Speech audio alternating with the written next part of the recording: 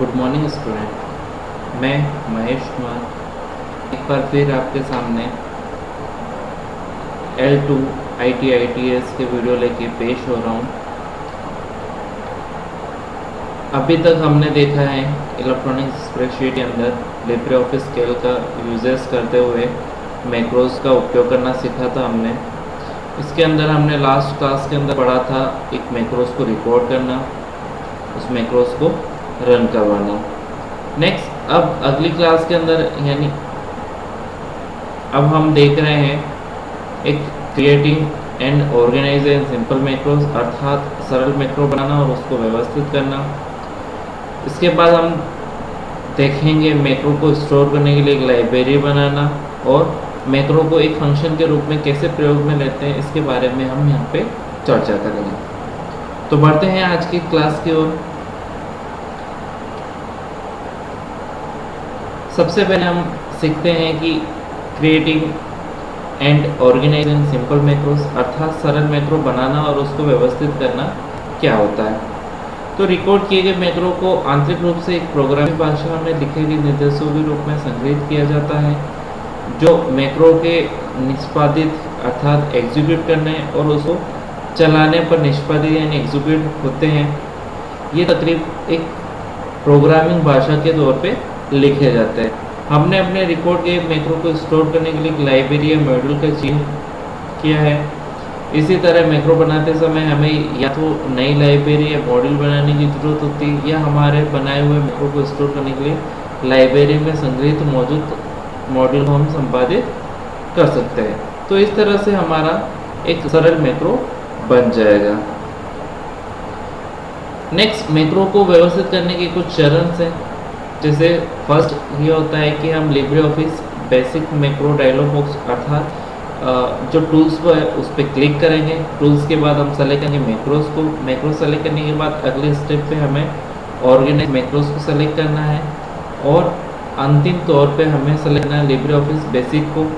और यहाँ पे जब हम बेसिक की विंडोज़ ओपन हो जाती है, फिर अगली स्टेप हम फॉलो करेंगे कि हमारे स्क्रीन के अंदर जो मैक्रोज बेसिक का विंडो ओपन हो रही है उसके अंदर हमें ऑर्गेनाइजर का जो ऑप्शन है उसको सेलेक्ट करना है, जो हमारा basic macro organizer dialog box के अंदर आएगा। तो इस प्रक्रिया के द्वारा हम अपने मैक्रो को व्यवस्थित कर सकते हैं। तो ये था अपना एक मैक्रो को व्यवस्थित करने के चरण। नेक्स्ट, इसी तरह से हम देखते हैं मैक्रो को स्टोर करने के लिए एक लाइब्रेरी बनाना। अब लाइब्रेरी के अंदर हमने जो मैक्रो बना रखे हैं उसको एक फिक्स पाथ या फिर एक लोकेशन दे सकते हैं जिससे हमारा मैक्रो स्टोर होता है। तो मॉड्यूल युक्त एक नई लाइब्रेरी बनाने के लिए हम लाइब्रेरी और न्यू की कमांड को सेलेक्ट करेंगे।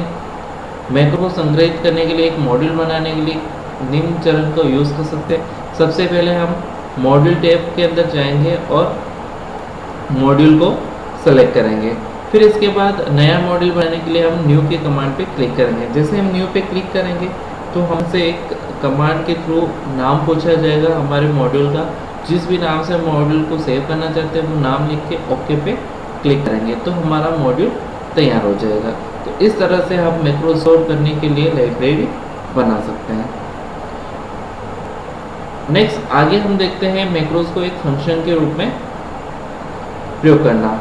तो इसके अंदर क्या होता है कि एक ऐसी स्थिति पर विचार करें जिसमें हमारी गणना करने की आवश्यकता होती है जो प्रकृति में दोहराई गई होती है, अर्थात तो वो बार बार दोहराई जाती है। जैसे मान लो हमने एक ही सूत्र को अलग अलग शीट में अलग अलग डेटा पर लागू करने की आवश्यकता है, तो इसके लिए कुछ पूर्व निर्धारित फंक्शन नहीं होता हमारे पास।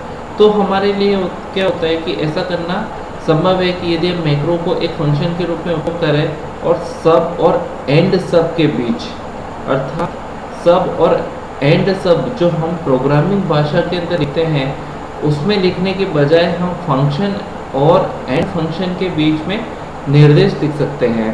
तो एक फंक्शन तर्कों या मानों को स्वीकार करने में सक्षम होता है, इन तर्कों पर संचालन कर सकता है, गणना कर सकता है और परिणाम वापस कर सकता है। तो इसको यूज़ करते हैं और हमारा मैक्रोज एक फंक्शन के तौर पे काम आ जाएगा। तो इस तरह से हमारा ये मैक्रोज को हम एक फंक्शन तौर पे रिकॉर्ड से कर सकते हैं। तो इस तरह से हम मैक्रोज को एज ए फंक्शन के तौर पे यूज़ कर सकते हैं। नेक्स्ट अब हम लास्ट अपने देखते हैं।